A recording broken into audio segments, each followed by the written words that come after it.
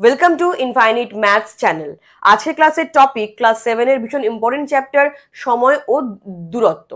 এই চ্যাপ্টারের যে কোষে দেখি 15 রয়েছে তার 6, 7, 8, 9 এই চারটে অঙ্ক তোমাদেরকে আমি শেখাবো। অলরেডি 1 থেকে 5 আমার করানো হয়ে গেছে। ওই ভিডিও যারা দেখোনি তাদের জন্য সেই ভিডিওর লিঙ্ক আমি কমেন্ট বক্সে শেয়ার করব, অবশ্যই দেখে নিও এবং শিখে নিও। তো চলো আজকের ক্লাসটা স্টার্ট করি। তাহলে 6 নম্বর অঙ্ক কি বলা হয়েছে চলো দেখে নিই। সমান গতিবেগে একটি ট্যাক্সি 6 ঘন্টা 12 মিনিটে 217 কিমি যায়। 273 কিমি যেতে ট্যাক্সির কত সময় লাগবে? মানে বলা হলো এটা ট্যাক্সি 217 কিমি যায় 6 ঘন্টা 12 মিনিটে। ঠিক আছে, এইটুকু রাস্তা ট্যাক্সিটা যায় হচ্ছে 6 ঘন্টা 12 মিনিটে। তাহলে 273 কিমি যেতে কত সময় লাগবে? আমরা কিভাবে করব? ত্রৈরাশিক নিয়মে করব। দেখো আমি এখানে লিখে নিয়েছি। তাহলে দূরত্ব হবে কিমিতে। 217 কিমি রাস্তা যায় 6 ঘন্টা 12 মিনিটে। এবার আমি দেখো এখানে সময় লিখেছি মিনিটে, তার মানে আমাদেরকে এটাকে কিসে নিয়ে যেতে হবে? মিনিটে নিয়ে যেতে হবে। 6 ঘন্টা 12 মিনিটকে আমাদের সম্পূর্ণ মিনিটে আগে ট্রান্সফার করতে হবে। তাহলে আমরা কি জানি? 6 ঘন্টা মানে 6 ইন্টু 60, 1 ঘন্টা মানে 60 মিনিট হয়, প্লাস 12। তাহলে 6 6 36, 360 প্লাস 12 মানে 372 মিনিট। তার মানে 6 ঘন্টা 12 মিনিট মানে হচ্ছে 372 মিনিট। এবার আমাকে বের করতে হবে 273 কিমি কত সময়ে যাবে, এটা আমাদের বের করতে হবে। তো সবার প্রথম কি আমাদের বুঝতে হবে যে সময় আর দূরত্বের মধ্যে সম্পর্ক কি? সরল সম্পর্ক। যত দূরত্ব বাড়বে যেতে তত বেশি আমাদের সময় লাগবে, যত দূরত্ব কমবে যেতে আমাদের কম সময় লাগবে। তাহলে এখানে অবশ্যই লিখবে সময় ও দূরত্বের সম্পর্ক সরল সম্পর্ক। এবার কি করব? 217:273 সমানুপাতি 372:x। আমাদের এক্সটা বার করতে হবে। তাহলে এটা কি হবে? 217/273 ইকুয়ালস টু 372/x। আমরা কি জানি? অপোজিট সাইডে গুণ হয়, তার মানে 217 into x equal to 372 into 273। তাহলে এক্স ইকুয়াল টু কি হবে? 372 গুণ 273 বাই 217। 7 দিয়ে যদি আমরা কাটাকাটি করি তাহলে 3 7 21, 7 7, 3 7 21, 7 9 63। 31 কে যদি আমরা এটা কাটি, 31 দিয়ে কাটলে 31 31, 31 দুগুণে 62। তাহলে 12 ইন্টু 39 এটা করলে হয়, যদি গুণ করি 468। এক্স এর মান বেরোলো 468 মিনিট। তোমরা অবশ্যই গুণটা করে দেখতে পারো। 468 468 মিনিট বেরোবে। এবার 468 মিনিট তো আমাদের উত্তর হতে পারে না, আমাদের এটাকে ঘন্টা মিনিটে ট্রান্সফার করতে হবে। কি করে আমরা করব? 60 দিয়ে ভাগ করে। তাহলে কি করে চলো এখানে দেখে নাও। 60 দিয়ে ভাগ করলে 468কে কি হয়?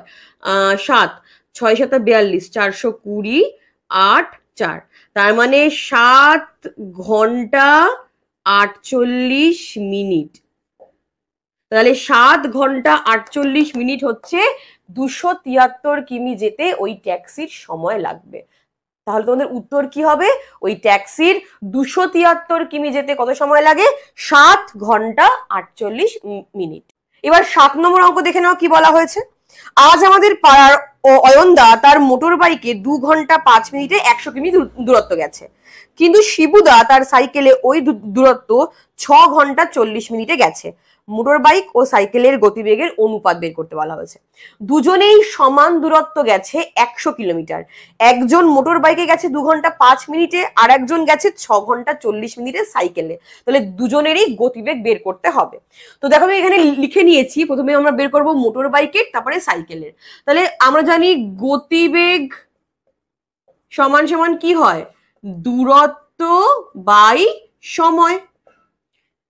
এবার আমাদের এখানে দূরত্ব কি? 100 কিমি দেওয়া রয়েছে, কিন্তু সময় দেওয়া রয়েছে 2 ঘন্টা 5 মিনিট। তো অবশ্যই আমাকে 2 ঘন্টা 5 মিনিটকে আগে কিসে নিয়ে যেতে হবে? মিনিটে নিয়ে যেতে হবে। তাহলে 2 ঘন্টা 5 মিনিট মানে হচ্ছে 2 গুণ 60 প্লাস 5 মানে 120 প্লাস 5 125 মিনিট। তাহলে এর গতিবেগ কি হবে? দূরত্ব হচ্ছে 100 বাই 125। এর একক কি হবে? অবশ্যই তোমরা এটা মনে রাখবে, যেহেতু আমরা পার মিনিটে বার করছি সেজন্য কিমি পার মিনিট হবে। যদি কাটাকাটি করো, 5 দিয়ে 5 20 100, 5 25 125, আবার 5 দিয়ে 5 5 25 4, তাহলে 4/5 কিমি পার মিনিট। এটা হচ্ছে মোটর বাইকের গতিবেগ বের হলো। এবার সাইকেলেরটা যদি বের করি আমরা, এক্ষেত্রেও সেম, গতিবেগ সমান সমান দূরত্ব বাই সময়। এক্ষেত্রেও দূরত্ব সেমই থাকবে 100 কিলোমিটার, কিন্তু সময় হচ্ছে অন্য, সময় 6 ঘন্টা 40 মিনিট। তো এক্ষেত্রেও আমাদের 6 ঘন্টা 40 মিনিটকে আগে পুরোপুরি মিনিটে ট্রান্সফার করতে হবে। 6 গুণ 60 প্লাস 40 মিনিট,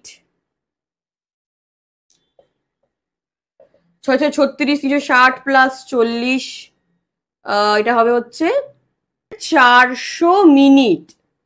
তাহলে আমাদের এখানে যদি আমি গতিবেগটা বার করি, তবে দূরত্ব হচ্ছে 100 আমরা জানি, আর নিচে কত হবে? 400। এখানেও একক কি হবে? কিমি পার মিনিট, কারণ মিনিটের সাপেক্ষে আমরা বের করছি।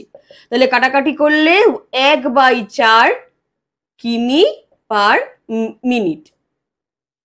এবার চাওয়া কি হয়েছে? চাওয়া হয়েছে এই মোটর বাইক আর সাইকেলের যে গতিবেগ তার অনুপাত। তাহলে আমরা যদি অনুপাত বার করি, দেখো যদি লেখো মোটর বাইক ও সাইকেলের গতিবেগের অনুপাত কি হবে? 4/5:1/4। তাহলে এটা হচ্ছে আমাদের কি বেরোলো? অনুপাত। কিন্তু আমরা এভাবে তো রাখতে পারবো না, আমাদের সলভ করতে হবে। তাহলে নিচে আছে 5 আর 4, দেখো হরে আছে 5 আর 4, তো 5 আর 4কে আমাদের কি করতে হবে? লসাগু করতে হবে। দেখো কিছু দিয়েই যায় না, তার মানে আমাদের কি করতে হবে? গুণ করতে হবে। 4 5 20। এবার আমরা কি করব? দুদিকে আমরা 20 দিয়ে গুণ করব। তাহলে 4/5 × 20 = 1/4 × 20। কাটাকাটি করলে 4, 5, তার মানে 4 16:5। তাহলে মোটর বাইক আর সাইকেলের গতিবেগের অনুপাত কি হবে? 16:5।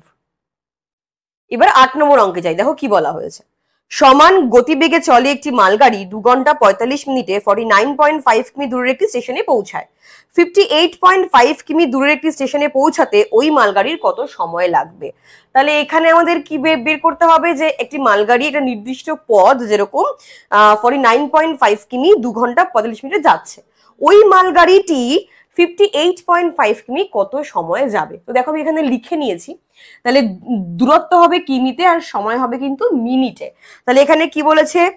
49.5 কিমি যায় কতক্ষণে? 2 ঘন্টা 45 মিনিট।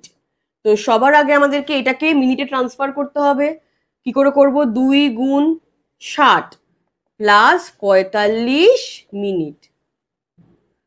তাহলে 6 × 12 মানে 120 প্লাস 45 মানে হচ্ছে 5, 165 মিনিট। এবার বলেছে 58.5 কিমি, 58.5 কিমি কতক্ষণে যাবে? তাহলে এবার আমরা কি করব? ত্রৈরাশিক নিয়ম করব। সবার ফার্স্টে বের করতে হবে যে দূরত্ব সময়ের মধ্যে সম্পর্ক। দূরত্ব ও সময়ের মধ্যে সম্পর্ক সরল সম্পর্ক। কেন? দূরত্ব যত বাড়বে সময় তত বেশি লাগবে, দূরত্ব যত কমবে সময় তত কম লাগবে, তাই জন্য সরল সম্পর্ক। সুতরাং এটা কি হবে? 49.5 = 58.5 সমানুপাতি 165 x। করো। 49.5 by 58.5 equal to 165 by x. দেখো এখানেও একটা সংখ্যার আগে পয়েন্ট রয়েছে, নিচেও একটা সংখ্যার আগেই পয়েন্ট রয়েছে। এরকম থাকলে আমরা দুটো পয়েন্টকে কি করতে পারি, উঠিয়ে দিতে পারি। এবার আমরা অপোজিট সাইডে গুণ করব, তাহলে 495 গুণ এক্স ইকুয়াল টু 165 গুণ 585। তাহলে এক্স ইকুয়াল টু 165 গুণ 585 বাই 495। 5 দিয়ে যদি ভাগ করি, 5 নং 45, 5 নং 45, 3 5 15, 3 5 15, 33 দিয়ে কাটলে 3 33 99, 3 দিয়ে কাটলে 3 নং 27, 3 5 15, 195 মিনিট। তার মানে মালগাড়িটির 58.5 কিমি যেতে কত সময় লাগবে, 195 মিনিট। কিন্তু 195 মিনিট তো উত্তর নয়, এটাকে ঘন্টা আর মিনিটে ট্রান্সফার করতে হবে। তো করতে গেলে কি করতে হবে, 60 দিয়ে কি হবে, ভাগ করতে হবে। তাহলে ভাগ করো, 3 দিয়ে করলে 3 6 18, 180, 15। তার মানে 3 ঘন্টা 15 মিনিট। এটা হচ্ছে তোমাদের উত্তর হবে। কি লিখবে, যে মালগাড়িটির 58.5 কিলোমিটার যেতে 3 ঘন্টা 15 মিনিট সময় লাগবে। এবার আজকের লাস্ট অঙ্ক, 9 নম্বর অঙ্ক, ভেরি ভেরি ইম্পর্টেন্ট, ভীষণ ইম্পর্টেন্ট অঙ্ক, ভালো করে বুঝবে। দেখো কি বলা হয়েছে, আমার ছোট কাকা বাড়ি থেকে মোটর সাইকেলে পাঁচলায় গিয়ে 1 ঘন্টা কাজ সেরে বাড়ি ফিরে এলেন। তার মোট সময় লাগলো 3 ঘন্টা 30 মিনিট। যদি যাতায়াতে মোটর সাইকেলের গতিবেগ ঘন্টায় 40 কিমি হয়, তবে বাড়ি থেকে পাঁচলার দূরত্ব কি ছিল? দেখো বলা হলো যে কাকা যিনি আছেন তিনি পাঁচলায় গেছেন, গিয়ে 1 ঘন্টা কাজ করেছেন, আবার পাঁচলা থেকে ফিরে এসছেন। এই মোট যে কাজটা করেছেন সময় লেগেছে 3 ঘন্টা 30 মিনিট। তার গতিবেগ দিয়েছে ঘন্টায় 40 কিমি। তাহলে পাঁচলা থেকে বাড়ির দূরত্ব কি হবে? দেখো, যেটা তোমাদের খুব ভালো করে ক্লিয়ার করতে হবে, এটা হচ্ছে বাড়ি, যেখানে গেছিল,